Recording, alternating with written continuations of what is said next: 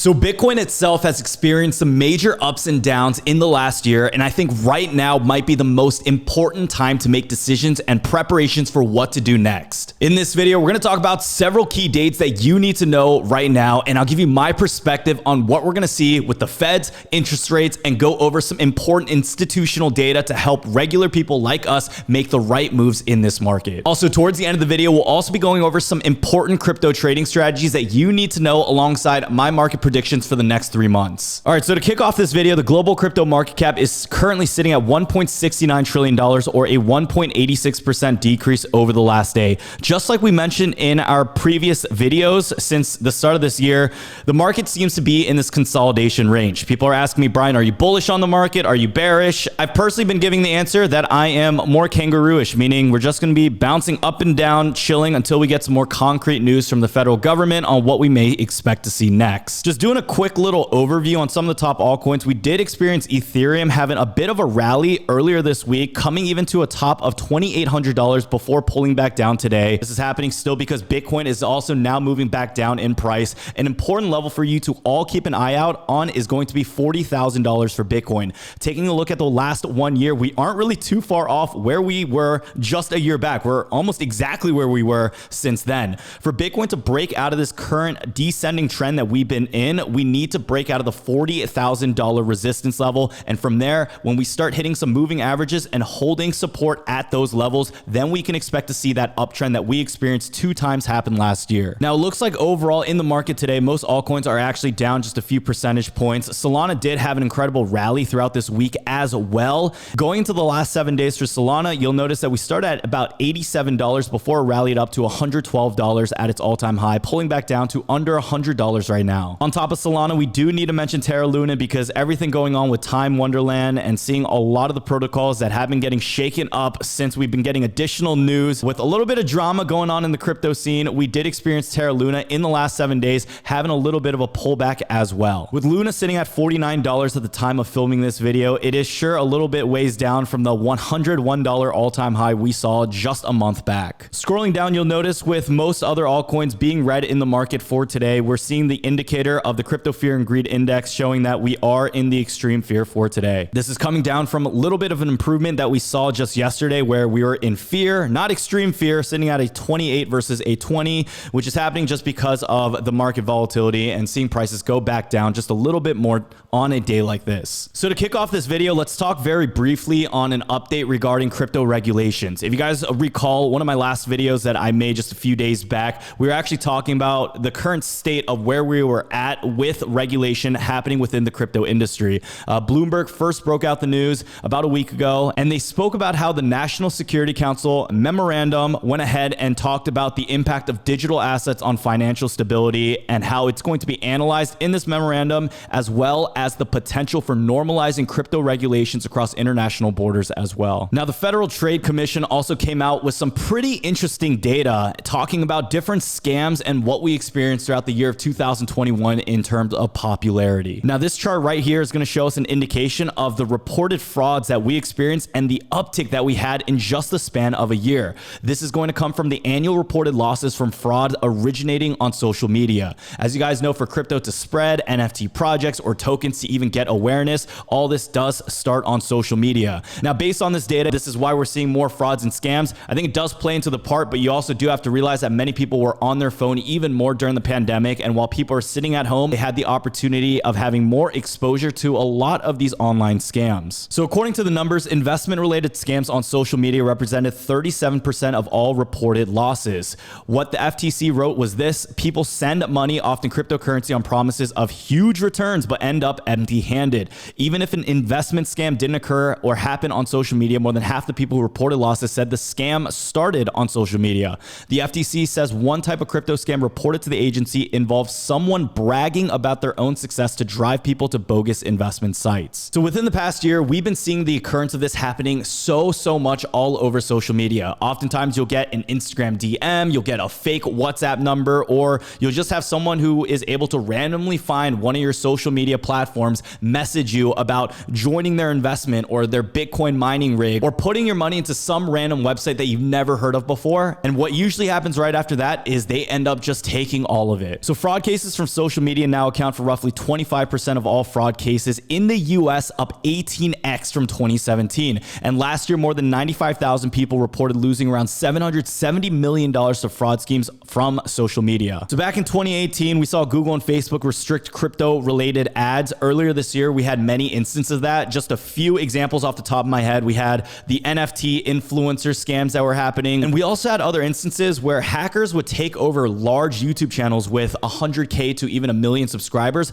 delete all their videos, and then play live streams of Elon Musk saying he's going to give away Dogecoin to the people if you send him X amount. So if you send him 500 Dogecoin, he's going to send you back 5,000. That scam worked on a lot of people. And then we've also seen ads playing on even videos like this where someone will impersonate me and then trick someone into sending them money saying we're going to give you these high returns, and that obviously never happens. With data just like this, it's clear many people are getting tricked, and I do get emails and DMs pretty constantly saying, Brian, someone's impersonating me, and I almost fell for it, and I almost sent an impersonator of me money, and I've actually had this happen many times before, and it sucks. So really the whole idea of this and the regulation that we're going to see should be helping out a lot of the scams that have been happening all across the web. I think a lot of this does start though with awareness. If you guys ever get a random WhatsApp number or Telegram request, please be careful and please do not fall for these type of scams. Now to segue back from one of the key topics that I mentioned earlier that we're going to cover in this video, which is key dates that you should be looking forward to. We're going to start with this, and that is going to be the next FOMC meeting that is going to take place March 15th to the 16th. The reason why this date is so important is because we had ideas and talks about whether or not Feds would raise those interest rates earlier this year.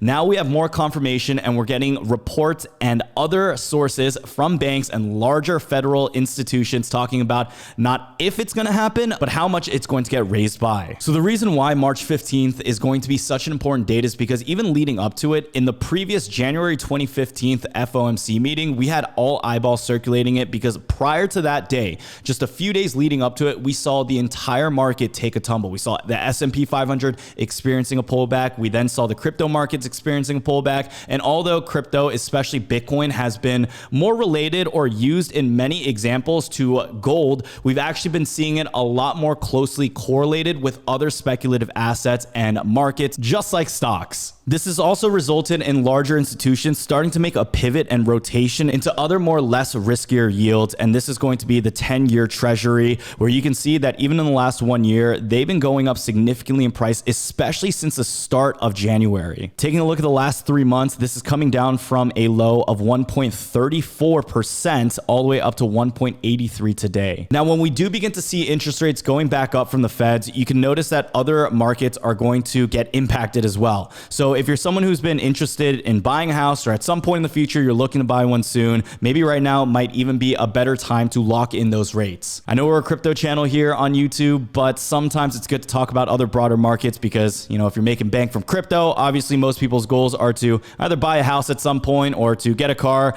and a lot of the markets will be affected, and here's what you need to know. So they state here, over the past few weeks, we've seen an increase in rates due to market conditions as well as some loan level price adjustments coming down from the Federal Housing Finance Agency on certain products. The rate on a 30-year mortgage averaged 3.76% as of February 2nd, and you'll notice that throughout the pandemic, it was coming down when loans were getting cut, and now we are still seeing that rebound going back up to previous levels. Scrolling down, they state mortgage rates will continue to rise in February. Inflation will remain elevated as the Fed likely won't raise interest rates in the next couple of months. So rates are rising quickly week over week as we begin 2022, they state. Rising mortgage rates reflect the market's view on Federal Reserve policy, where 3 or 4 interest rate hikes are widely expected this year. The increase in the expected path for short-term rates and higher inflation have put upward pressure on long-term interest rates, including mortgage rates. Now, although that does seem grim for anyone who's been looking to buy a house in the near short-term future, you do have to realize anytime we do get rates coming back up, oftentimes the prices of the houses are coming back down. So there is a bit of equilibrium happening within the market. And even at the end of this article, here they state state, the lows we saw during the pandemic are not likely to return in the short term,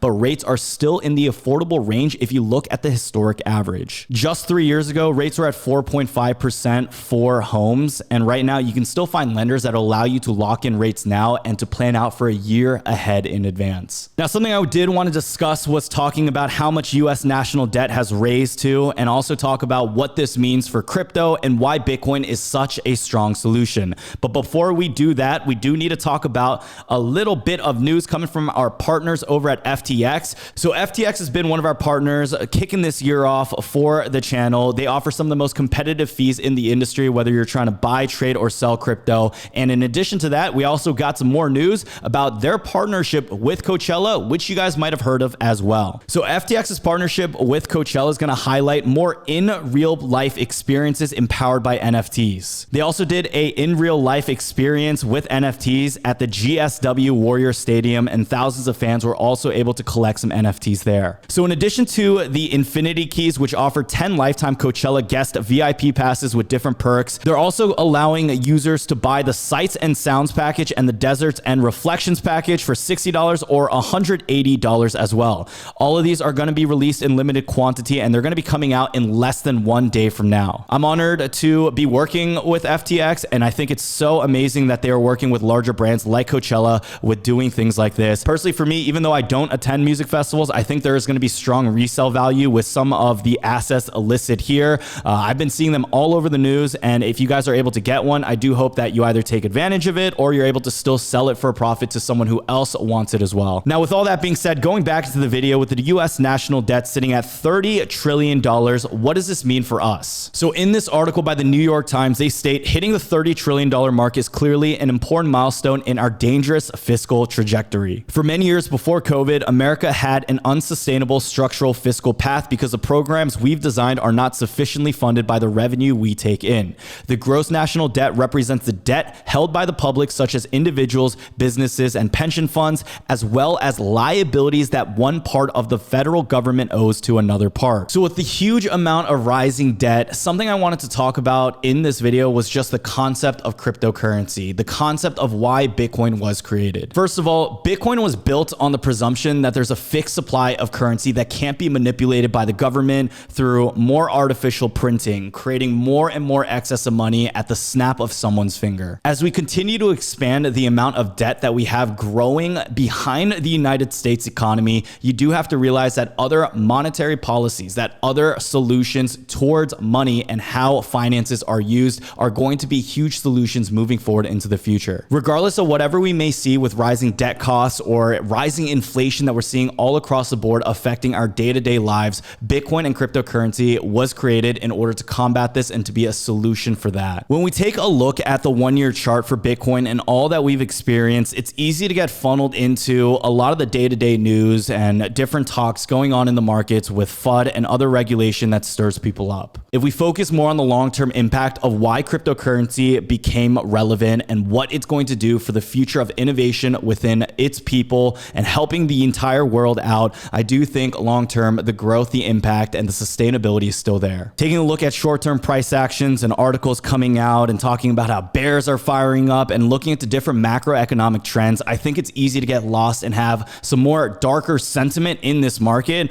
But just focusing on everything going on in the world, if you're able to answer this one question right here, is crypto long-term going to sustain us? Is crypto long-term going to be relevant? Is this a solution to the problems that we have? And will this still be relevant? If you are able to answer yes to any of that, if you think crypto will still be around in the next 1, 2, 5 to 10 years, you're still making a better bet than you did if you were to invest into the markets a few months ago where Bitcoin was at its all-time high. I know it can be tough for a lot of investors, and I know buying up the dip is mentally exhausting and you really got to pull yourself together, but long-term as an asset and as an investment, you got to be bulletproof through this, and you got to trust yourself and you got to handle your emotions. Doing that oftentimes leads to much larger opportunities and even stronger gains for the ones that are able to stay a hold through these cold times. All right, guys, so before moving on and talking about my theories and predictions on what we're going to see happen in the next 3 months and some of the trading strategies that you should be taking advantage of right now in order to stay ahead of that market curve, I want to go over some more interesting data that we've been seeing happening in the crypto markets just in the past few weeks. Now, a lot of this is going to be sourced from the Kaiko research, and they do a great job at pulling institutional market data and breaking it down for people like us to understand a lot easier. So what we noticed from the last Fed meeting was that volatility picks up significantly right before the meeting date. You'll notice that looking at the price of Bitcoin and Ethereum, we were seeing very similar price trends happening with these assets. Not only that, we were seeing a lot of this translating directly into altcoins, seeing even more amplified effects as well.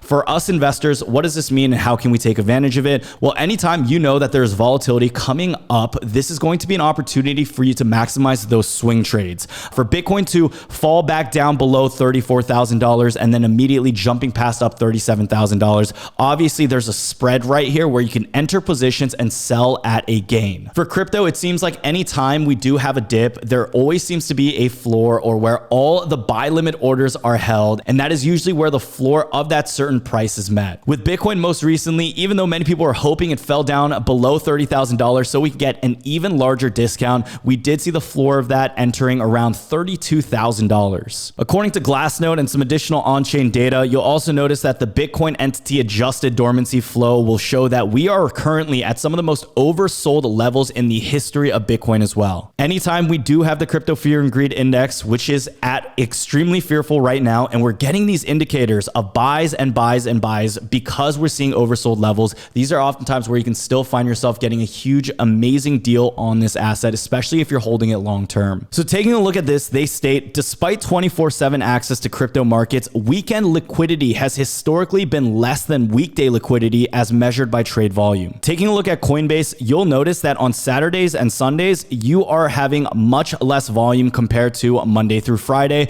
where Binance, the difference doesn't seem to be as extraordinary, but you still do see less volume happening on those days as well. The liquidity over time from 2018 to 2021 is now indicating a shift in that. So we are now still seeing more volume happening on the weekends compared to where it was just a few years back. Now, the reason why we normally see Saturdays and Sundays having less volume is because institutions tend not to be working on the weekends in the office, and when they do place their trades, it happens at some point during the week when they are at those offices for those funds. They explain it best here. Weekend trading volume rose faster on Binance, almost doubling over the past 2 years, while volumes grew at a slower pace on Coinbase. This could be explained by the fact that Binance has a strong retail reputation, while many institutional investors, which are trading during traditional market opening hours, prefer regulated fiat to crypto exchanges such as Coinbase. Now, at this point, what we really need for Bitcoin to start moving back up is going to be a lot of green lights from institutions, knowing that it is okay to invest into the markets. I think it's going to be tough seeing that until we get that firm regulation that we're supposed to see by the end of February. So with all that being said, where are we currently with the crypto markets, and what is my prediction moving forward in this year? Now, my Venus is pulsing for a greener month in February, hopefully before we get to see what that regulation entails, or maybe if we do get that regulation report on what that executive order is going to be at some point in February, it's going to be another green light on the government realizing how much of an asset crypto really is, and we're going to start seeing more institutional investors and demand rising back up. Now, I do want to let you know, sometimes the Venus is broken and it is not always right. If that is the case and February also happens to go down, I do hope that in March, when we do see a little bit of interest rate hikes, we don't get a complete opposite effect happening in the market. If February happens to be a green date, then I do expect March to be a little bit more of a red month, especially approaching the FOMC meeting date. This is because we do experience that volatility like we saw recently happen in January, and if we do have confirmation on interest rate hikes, which is about 99% possible that it is going to happen, then oftentimes we do see adverse effects in other markets, especially in stocks, which is now highly correlated to the crypto market as well. Once we get through to March, I think April is really going to be the deciding factor on where we stand within the markets. If this is a crypto winter and we do enter a bear market, we're going to get confirmation of that happening in April. Now, personally for me, I do want to stay more on the optimistic side, but realistically, I think the chances of us entering a new parabolic high in March or April is pretty slim. I think we're still going to continue to consolidate in February. February, if we're able to break out of $40,000, which I'm expecting to see just at some point, then we should have a little bit more momentum to carry us forward to this year. And I think March and April might be another cool down month. But like always, I hope that I'm wrong, and I hope that we continue to see better optimism and price action with crypto. I know a lot of you guys are afraid of bear markets. I made a video talking about why bear markets are actually beneficial, especially for investors like us. And if you guys have been watching these videos, then you should be prepared for that, because bear markets are still going to offer some of the most high opportunities in this market. So if that happens to be the case and we are approaching those territories, here's some of the moves that you can make. If you do think that February is going to be a much greener month and you do have positions in the green, you can either dollar cost average your investment out, assuming that your average cost in has been lower than that, so you are profitable, or you could also take out your house money if you still want to have some type of positions in the market just in case we do hit another upside. If you're not that much of an active trader and you are a hodler, there is nothing wrong with that strategy as well. If your intentions of being in the crypto markets is in the landscape of 2, 5, or even 10 years, there are people who have still been holding Bitcoin even when they entered back before the boom of 2017 and before the previous crypto winters we experienced. When you have some of these large accounts, wallets, and whales still actively checking in but not selling off their positions and realizing, well, I wonder how long that they're going to go for. I wonder how much higher this asset can go. It gives you a much more of a confident stance in the crypto market, knowing that you have longer, more experienced investors still holding those bags as well. Most importantly, right now, we are still getting more and more word of companies joining in and investing into Web3 and other crypto related projects. When we get this much backing, when we see the support from VCs and a lot of these companies still doubling down on the innovation happening here, I don't think it makes sense to bet against these type of players. Now, if you do happen to be a bit more bearish on crypto, like I said, you could continue to prepare now just because we are still a bit more green than we were just a few weeks back. And if you are up on your investment, you can decide whether or not how much risk you want to actually keep in the market. For me, I think the easiest and most stress-free play would be to dollar cost average into the markets whenever we still see extreme fear, pulling up those dips and hoping that in the next short-term future, we're still going to see this investment go up. So if you guys made it towards the end of this video, thank you all so much again for watching. We usually do a code word, and that code word for today is going to be raindrops, because it's raining in the state of Maryland.